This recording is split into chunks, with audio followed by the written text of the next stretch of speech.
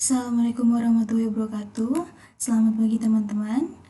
Hari ini saya akan melanjutkan materi dari mata kuliah arbitrase dan ADR.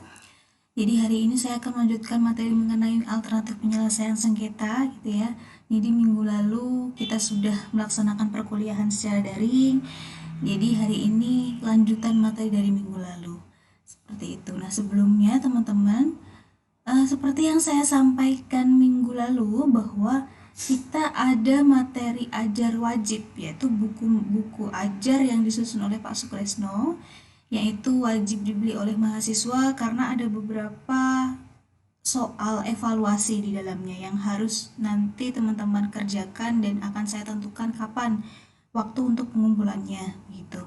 Nah, saya harapkan teman-teman melalui ketua kelas di sini sudah mengambil bukunya gitu ya, karena sudah tersedia, jadi nanti bisa diambil melalui Mbak Irsa di bagian umum gitu ya. Nah, selain itu juga teman-teman, untuk perkuliahan, jadi perkuliahan tetap akan saya berikan walaupun kita sudah punya buku ajar. Materi-materi setiap minggunya saya akan menambahkan materi dari buku ajar tersebut gitu. Jadi mulai minggu ini materi itu mungkin untuk tatap maya dan tatap muka mungkin masih ini ya, masih menunggu keputusan dari universitas apakah akan ada tatap muka kembali atau tidak. Sedangkan tatap maya akan tetap saya laksanakan mungkin nanti di pertemuan ke-7 atau ke-8 dan juga pertemuan terakhir gitu. Karena ini mungkin mahasiswa semester 5, jadi nanti bisa lebih banyak belajar mandiri gitu. Nah, untuk belajar mandiri, teman-teman bisa setiap minggunya nanti akan saya sampaikan materi seperti ini melalui sunan masing-masing gitu. Jadi untuk materi itu bisa tadi melalui buku ajar dari Pak Sukresno dan juga materi tambahan dari saya. Nah, juga untuk daftar hadir mahasiswa, mulai minggu ini teman-teman bisa mengisi daftar hadir mahasiswa di Sunan gitu ya. Jadi presensi itu sudah melalui Sunan dan sesuai waktunya sesuai dengan jadwal perkuliahan kita. Untuk kelas arbitrase dan ADR yaitu mulai jam 8 sampai dengan 9.40 gitu ya. Jadi jika ada kendala dalam pengisian daftar hadir, silahkan langsung menghubungi saya dengan menyertakan bukti tentunya gitu ya. Jadi entah nanti ada koneksinya terputus Bu atau susah membuka sunan dan lain-lain, silakan langsung menghubungi saya gitu. Dan saya kira itu yang harus saya sampaikan di awal dan mungkin sudah jelas. Kalau ada yang nanti kurang jelas bisa langsung ditanyakan gitu ya. Terus selanjutnya saya akan melanjutkan materi dari pertemuan sebelumnya gitu ya. Jadi kalau misalkan minggu lalu sudah kita diskusikan, sebelum kita belajar atau lebih mendalami mengenai arbitrase dan ADR, kita harus tahu dulu sengketa itu apa, penyelesaian sengketa itu bagaimana, ruang lingkup dari penyelesaian sengketa sendiri itu apa. Minggu lalu sudah kita bahas. Di Indonesia sendiri penyelesaian sengketa itu ada 2 jalur, litigasi dan non-litigasi. Dan bagaimana kemudian bisa muncul adanya penyelesaian sengketa non-litigasi, itu juga kemarin sudah kita diskusikan bahwa non-litigasi ini atau alternatif penyelesaian sengketa di luar pengadilan ini muncul karena adanya kelemahan-kelemahan penyelesaian sengketa melalui litigasi. Dan juga di Indonesia sendiri kita sudah punya instrumennya, yaitu Undang-Undang Nomor 30 Tahun 99 mengenai arbitrase dan alternatif penyelesaian sengketa. Itu yang akan menjadi dasar kita juga untuk satu semester ini yang akan kita bahas ya tentang arbitrase dan alternatif penyelesaian sengketa, di mana alternatif penyelesaian sengketa kalau dalam undang-undang sendiri itu ada dibedakan menjadi 5 gitu ya. Nanti kita akan bahas satu persatu selama satu semester ini gitu.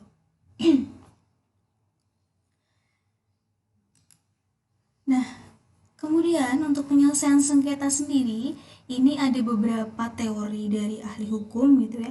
Dan nanti teman-teman ini juga tercantum atau disusun dalam materi ajar Pak Sukresno. Jadi nanti teman-teman bisa buka dalam bukunya Pak Sukresno, itu ada mengenai teori pakar hukum dalam penyelesaian sengketa. Di sini saya menyampaikan ada 3 pendapat.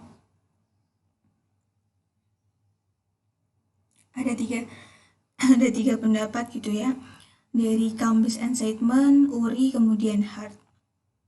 Dari Cambis and Seidman sendiri menyatakan bahwa pendekatan yang diambil dalam hal penyelesaian sengketa dipengaruhi oleh tujuan yang hendak dicapai oleh para pihak yang bersengketa. Jadi ketika mau menyelesaikan sengketa, itu dilihat dulu tujuannya apa sih gitu. Nah, menurut Cambis dan Seidman ini, tujuannya itu bisa dibedakan menjadi 2 gitu. Yang pertama, ini untuk merukunkan para pihak setelah bersengketa gitu. Jadi kalau misalkan menurut Cambis dan Seidman ini, yang pertama tujuannya adalah ketika sudah selesai proses penyelesaian sengketa, itu tercipta kerukunan gitu antar para pihak. Atau yang kedua, tujuan yang kedua adalah untuk menerapkan peraturan gitu. Jadi untuk menerapkan peraturan. Nah, kemudian 2 tujuan ini akan mempengaruhi cara yang diambil untuk menyelesaikan sengketa. Kalau tadi di awal tujuannya itu untuk nanti setelah penyelesaian sengketa tetap rukun dengan para pihak dan lain-lain. Nah, ini cara yang diambil untuk menyelesaikan sengketa itu biasanya lebih pada alternatif atau di luar pengadilan seperti mediasi gitu ya, kompromi gitu. Jadi negosiasi. Jadi pendekatan atau cara penyelesaian sengketanya itu lebih kepada yang musyawarah atau pendekatan yang alternatif gitu, di luar pengadilan. Sedangkan untuk tujuan yang kedua, ketika tujuannya adalah untuk menerapkan peraturan-peraturan, maka itu lebih menggunakan cara-cara yang birokratis. Maksudnya cara-cara yang birokratis itu apa? Ya seperti melalui litigasi. Gitu. Itu pendapat menurut Cambis dan Seidman. Sedangkan pendapat lain dari Uri itu mengatakan bahwa persoalan penyelesaian sengketa itu terdapat 3 faktor yang melekat pada pihak-pihak yang bersengketa. 3 faktornya itu apa saja? Ada kepentingan, hak-hak, dan status kekuasaan. Jadi 3 faktor ini yang saling berkaitan, yang melekat pada para pihak dan mempengaruhi bagaimana proses penyelesaian sengketa gitu. Karena mengapa kemudian dikaitkan dengan 3 faktor ini? Karena ketika para pihak itu terlibat sengketa, itu kan pada dasarnya kan mereka memiliki kepentingan. Mereka memiliki kepentingan yang ingin dicapai, kemudian terdapat hak-hak yang mereka ingin peroleh gitu ya, yang mereka ingin perjuangkan gitu. Kemudian di situ mereka juga memiliki status kekuasaan yang ingin dipertahankan gitu. Nah, ketiga faktor ini itu bisa hierarkinya gitu atau urutannya itu bisa mempengaruhi juga. Jadi bisa jadi para pihak ketika bersengketa gitu ya mendahulukan kepentingannya gitu. Mendahulukan kepentingannya. Ada juga yang mendahulukan status kekuasaannya. Oh, karena saya itu adalah misalkan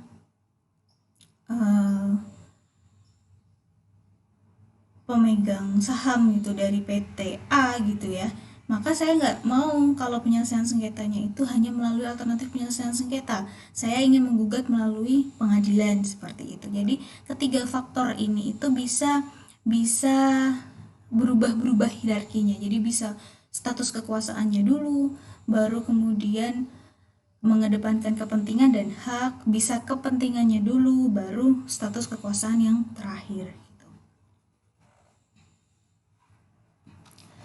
Nah, untuk pendapat yang ketiga ini dari Hart. Hart itu mengemukakan bahwa teori penyelesaian sengketa itu berdasarkan struktur dalam masyarakat, yang dimana struktur dalam masyarakat itu ada dua, yakni primary rules of obligation dan secondary rules of obligation. Ini tulisannya ada yang kurang gitu ya, mohon maaf gitu. Jadi ada dua ini. Penyelesaian sengketa tuh berdasarkan pada dua struktur dalam masyarakat ini. Bedanya apa? Ketika kita berbicara primary rules of obligation, maka itu lebih sederhana, lebih simple gitu ya. Jadi tahapan ini tuh lebih mudah gitu, karena masyarakatnya di sini itu belum begitu mengenai proses-proses proses-proses formal gitu ya, seperti misalkan pengadilan dan lain-lain gitu. Jadi pada dasarnya mereka itu menyelesaikan sengketa itu berdasarkan pada apa yang ada di masyarakat. Yang di masyarakat apa? Biasanya penyelesaian sengketa itu melalui musyawarah. Nah, itu biasanya lebih digunakan gitu. Jadi lebih sederhana, kemudian memang ada pada masyarakat yang itu lebih sempit gitu ya, lebih kecil gitu. Itu dari struktur masyarakat berdasarkan primary rules of obligations. Sedangkan secondary rules of obligation itu lebih pada masyarakat yang luas, lebih pada masyarakat yang terbuka gitu ya. Jadi prosesnya pun mereka lebih memilih penyelesaian sengketa melalui pengadilan gitu. Karena mungkin masyarakatnya lebih modern, lebih paham mengenai proses penyelesaian sengketa yang formal gitu ya. Jadi mereka lebih memilih pengadilan untuk menyelesaikan sengketa. Baru ketika misalkan di proses pengadilan itu gagal atau menemui kendala, baru menggunakan cara-cara seperti pada primary. Menggunakan cara-cara seperti mediasi, konsiliasi, dan lain-lain gitu. Jadi kalau primary itu sudah jelas bahwa yang diutamakan adalah penyelesaian sengketa secara sederhana dulu, alternatifnya dulu yang ada dalam masyarakat, biasanya melalui musyawarah atau negosiasi gitu ya, mediasi gitu di masyarakat, yang itu memang struktur masyarakatnya itu lebih sempit, lebih kecil gitu. Sedangkan untuk secondary rules of obligation itu lebih pada masyarakat yang kompleks, yang luas, terbuka pemikirannya gitu kan. Jadi dalam secondary rules of obligation sendiri itu didahulukan lewat pengadilan dulu, baru ketika misalkan nanti ada kendala dan lain-lain, itu baru pada alternatif penyelesaian sengketa. Kemudian teori pilihan hukum masyarakat. Nah, di Indonesia sendiri pada khususnya gitu ya, masyarakat itu masih memilih jalur pengadilan dalam penyelesaian sengketa gitu. Jadi kalau misalkan kita lihat kasus-kasus di Indonesia, misalnya sengketa-sengketa bisnis di Indonesia gitu ya, memang masyarakat itu masih menggunakan jalur litigasi, lebih banyak jalur litigasi gitu.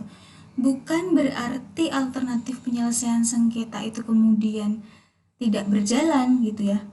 Untuk saat ini sengketa bisnis sudah mulai berjalan dengan baik gitu, tapi tetap kebanyakan dari masyarakat Indonesia itu menganggap bahwa jalur litigasi itu cara yang paling cepat untuk menyelesaikan sengketa.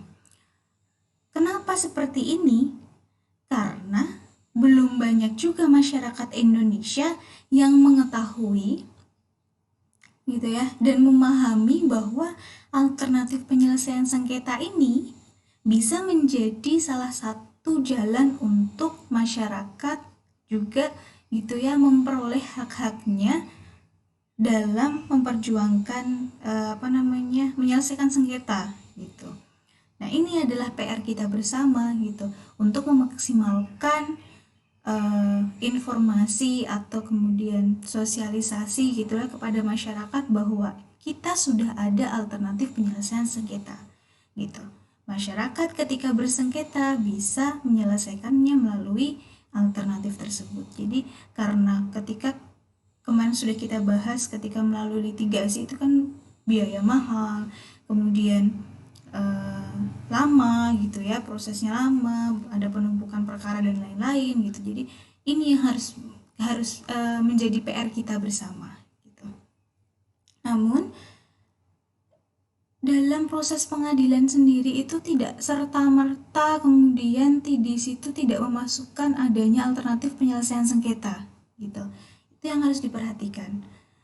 Pembuat peraturan itu sudah juga memberikan jalan-jalan gitu ya untuk adanya alternatif penyelesaian sengketa, bahkan dimasukkan dalam jalur litigasi gitu. Nah, salah satunya yakni ada pada Perma nomor 1 tahun 2016 tentang prosedur mediasi di pengadilan gitu. Jadi kalau teman-teman sudah belajar hukum acara perdata gitu ya, itu kan jelas ya bahwa memang pada proses penyelesaian sengketa perdata di pengadilan itu kan harus didahului dengan mediasi gitu kan. Sebelum masuk pada pokok perkara kan harus ada mediasi dulu. Baru ketika mediasi gagal, maka dilanjutkan ke proses selanjutnya, gitu kan. Apabila mediasi berhasil, maka selesai. Di situ tidak dilanjutkan pada proses gugatan, misalkan ya, kemudian pembuktian dan lain-lain. Gitu. Jadi ini adalah salah satu cara dari pembuat undang-undang untuk memasukkan alternatif penyelesaian sengketa. Jadi biar tidak terlalu numpuk berkasnya, tidak terlalu lama kasusnya gitu ya. Jadi sudah ada nih alternatif penyelesaian sengketa di awal perkara gitu. Kemudian beberapa aturan juga mengatur adanya alternatif penyelesaian sengketa gitu. Jadi dalam bidang lingkungan misalkan penyelesaian hubungan industrial, kemudian perlindungan konsumen dan ketenaga kerjaan dan lain-lain, itu mereka sudah memasukkan adanya alternatif penyelesaian sengketa. Tujuannya apa? Nah, ini tujuannya untuk memaksimalkan proses penyelesaian sengketa. Jadi bukan hanya melalui litigasi, tapi di situ diatur mengenai alternatif penyelesaian sengketa untuk memudahkan dan mempercepat untuk penyelesaian sengketa sendiri dalam bidang-bidang tersebut gitu. Nah, ketika kita berbicara penyelesaian sengketa, ini karakteristik dari alternatif penyelesaian sengketa sendiri itu ya, kalau dalam bukunya Pak Sukresno itu disebutkan ada 5, yakni privat, sukarela, dan konsensual gitu. Jelas ya kalau di sini ya, privat, sukarela itu kan privat berdasarkan pada para pihak gitu. Ketika kita berbicara alternatif penyelesaian sengketa, itu kan kembali pada para pihak. Para pihak maunya seperti apa cara penyelesaian sengketanya gitu kan, dan itu dilakukan secara sukarela tanpa paksaan dari pihak manapun gitu. Dan konsensual maksudnya apa? Berdasarkan kesepakatan para pihak gitu. Jadi para pihak harus sepakat. Nggak bisa misalkan satu setuju untuk pakai alternatif penyelesaian sengketa, yang satu nggak setuju gitu. Itu tidak bisa dilaksanakan gitu. Kemudian karakteristik yang kedua yakni kooperatif dan tidak agresif gitu. Jadi tidak ada pertentangan di sini. Jadi semua para pihak tuh saling kooperatif untuk menyelesaikan sengketa melalui alternatif penyelesaian sengketa. Kemudian yang ketiga ini fleksibel dan tidak formal gitu. Jadi kalau misalkan kita berbicara mengenai alternatif penyelesaian sengketa, itu prosesnya berbeda dengan litigasi gitu ya. Kalau litigasi kan harus pendaftaran perkara, kepaniteraan, kemudian ada gugatan, ada jawaban gugatan, replik, duplik gitu ya, sampai pada putusan gitu. Itu kan formal gitu kan di pengadilan gitu. Sedangkan untuk alternatif penyelesaian sengketa ini lebih fleksibel. Yang penting ada para pihak, kemudian jika dilaksanakan melalui mediasi dan konsiliasi itu ada pihak ketiga sebagai penengah gitu. Kemudian kreatif ya. Kreatif. Jadi ketika kita berbicara alternatif penyelesaian sengketa, kesepakatan antara para pihak gitu untuk menyelesaikan sengketa ini kan nanti berdasarkan pada diskusi antar para pihak gitu. Jadi bisa jadi nanti kesepakatannya itu bukan hanya misalkan ganti rugi, atau misalkan kesepakatannya itu entah dengan melaksanakan kewajiban apa yang itu mungkin tidak sama seperti pada putusan di pengadilan gitu. Kalau kita baca di putusan pengadilan itu kan jelas bahwa tergugat harus begini itu kan sudah ada ibaratnya bentuk bakunya gitu ya, seperti itu. Kemudian terakhir adalah melibatkan partisipasi aktif para pihak dan sumber daya yang mereka miliki. Seperti yang sudah saya sampaikan minggu lalu, bahwa ketika kita berbicara alternatif penyelesaian sengketa, maka ini para pihak yang aktif gitu. Mediator, konsiliator itu hanya sebagai penengah gitu. Yang aktif adalah para pihak untuk saling berunding gitu, bermusyawarah gitu. Itu karakteristik dari alternatif penyelesaian sengketa. Nah, sejarahnya sendiri di Indonesia bagaimana gitu. Nah, ini tuh sudah muncul sejak masa kolonial Belanda gitu, bahwa lembaga peradilan diberikan kesempatan untuk mendamaikan para pihak yang bersengketa. Ada dalam pasal 130 HIR gitu. Bahwa pada dasarnya hakim itu harus berupaya mendamaikan para pihak sebelum putusan itu muncul gitu. Jadi sebelum ada putusan perkara, hakim itu harus berupaya untuk mendamaikan para pihak gitu. Itu pasal 130 HIR gitu. Jadi sejak zaman Belanda, kolonial Belanda pun sudah ada gitu loh upaya untuk mendamaikan para pihak gitu sebelum putusan perkara disampaikan gitu. Jadi terus kemudian penyelesaian pasal 20 HIR gitu, penyelesaian sengketa melalui jalur damai merupakan bagian dari proses penyelesaian sengketa di pengadilan gitu. Jadi kalau dulu pasal 20 HIR, jadi jalur damai ini merupakan satu kesatuan atau bagian dari proses sengketa di pengadilan gitu.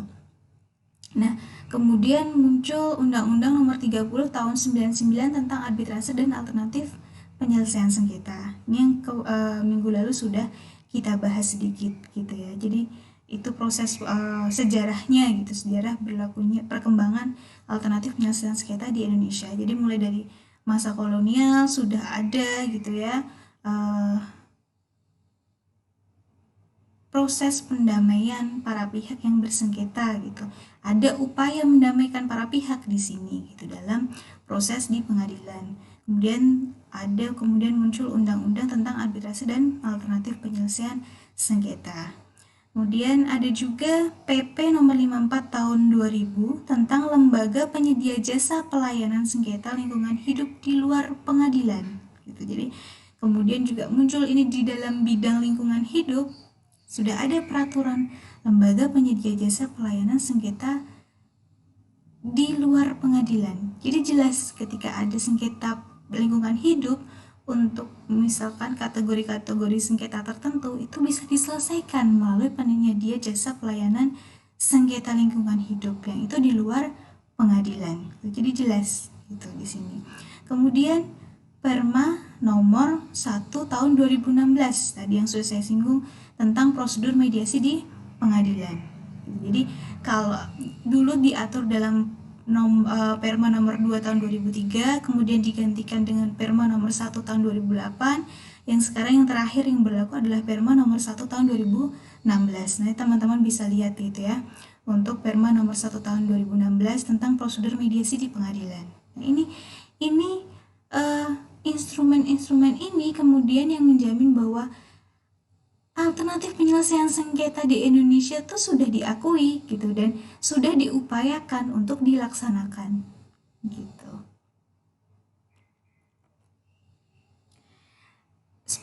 Minggu lalu sudah kita sampaikan mengenai pengertian dari alternatif penyelesaian sengketa gitu ya dalam pasal 1 angka 10 Undang-Undang Nomor 30 Tahun 99 bahwa yang dimaksud dengan alternatif penyelesaian sengketa itu kan lembaga penyelesaian sengketa atau beda pendapat melalui prosedur yang disepakati para pihak. Jelas disepakati para pihak gitu ya, seperti tadi yang sudah kita sampaikan. Ya, ini di luar pengadilan dengan cara konsultasi, negosiasi, mediasi, konsiliasi, dan penilaian ahli gitu. Ini adalah 5 cara penyelesaian alternatif penyelesaian sengketa gitu. Namun memang pada undang-undang tersebut tidak dijabarkan secara jelas mengenai kelima pengertian alternatif penyelesaian sengketa ini gitu.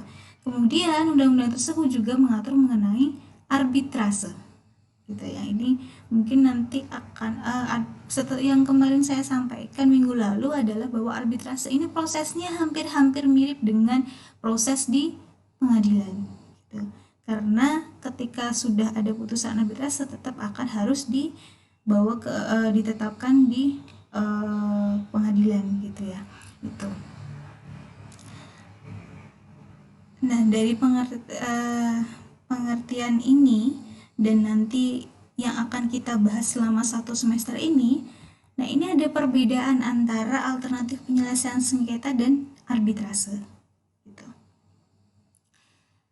Jadi ada negosiasi, konsiliasi dan juga mediasi, kemudian arbitrase gitu ya. Persamaannya dari keempat ini adalah para pihak secara sukarela berkehendak menyelesaikan sengketa. Jadi jelas kesepakatan para pihak gitu ya, berdasarkan kesepakatan para pihak secara sukarela mereka ingin memilih metode atau pendekatan penyelesaian sengketa itu melalui apa, jelas gitu ya. Kemudian yang memutus sengketa antara negosiasi, konsiliasi dan mediasi, yang memutus sengketa siapa? Yang memutus sengketa adalah para pihak itu sendiri. Jadi yang menentukan bagaimana kemudian penyelesaiannya dan hasilnya itu para pihak sendiri. Walaupun konsiliasi dan mediasi di sini ada pihak ketiga gitu ya, tetap pihak ketiga itu hanya sebagai penengah. Yang memutuskan sengketa dan hasilnya adalah para pihak itu sendiri gitu. Berbeda dengan arbitrase, bahwa arbitrase ini yang menyelesaikan adalah yang memutus itu adalah seorang arbiter gitu. Jadi nanti kita minggu depan coba kita mulai bahas tentang arbitrase gitu ya. Arbiter itu apa, Bu? Gitu, dan prosesnya seperti apa dan lain-lain gitu. Jadi jelas di sini ya teman-teman perbedaannya. Arbitrase yang memutus sengketa adalah arbiter. Sedangkan negosiasi, konsiliasi dan mediasi yang memutus sengketa adalah para pihak itu sendiri gitu. Negosiasi jelas tidak ada pihak ketiga. Kalau minggu lalu sudah saya sampaikan, negosiasi ini lebih simple gitu bentuknya, seperti musyawarah biasa. Jadi kayak negosiasi memang negosiasi antar para pihak dengan simple gitulah intinya gitu. Kekeluargaan, dengan cara kekeluargaan gitu.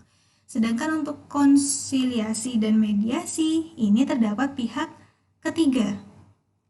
Pihak ketiga ini tentunya yang sama-sama dikehendaki oleh para pihak. Jadi para pihak juga harus setuju dulu, sama-sama sepakat bahwa mereka berdua memilih konsiliator atau mediator ini gitu. Jadi nggak bisa misalkan satu milih mediator A, satu milih mediator B, itu nggak bisa, harus sepakat sama-sama memilih satu mediator.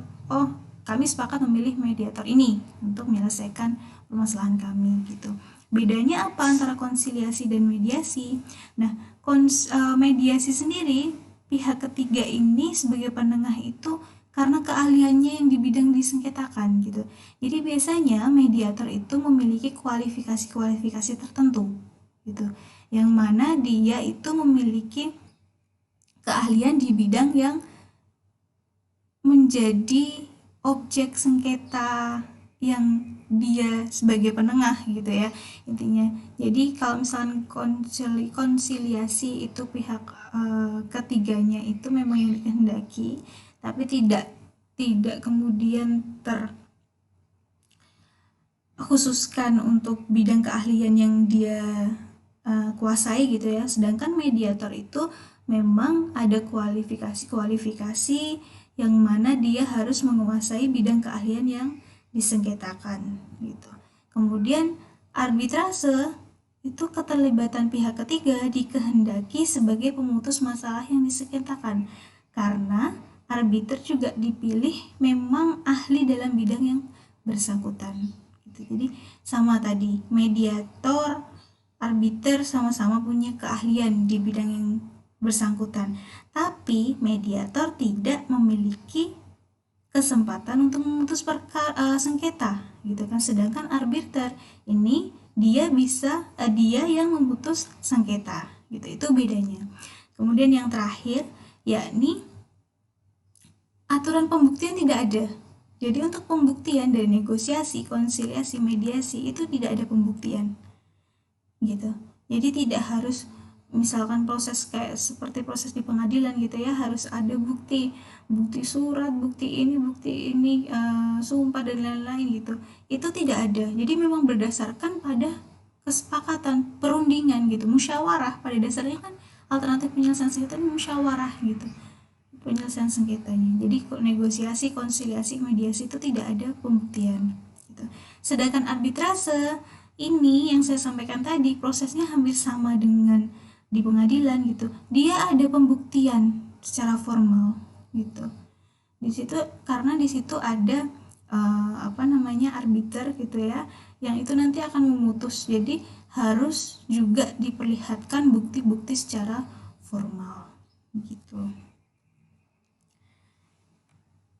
Itu mungkin materi untuk alternatif penyelesaian sengketa gitu ya. Jadi sudah kita, paling tidak teman-teman di sini tuh sudah mengerti frame-nya dulu atau bingkainya dulu dari alternatif penyelesaian sengketa itu sendiri gitu. Jadi sebelum kita nanti akan bahas mengenai arbitrase itu apa, mediasi apa, konsiliasi apa gitu.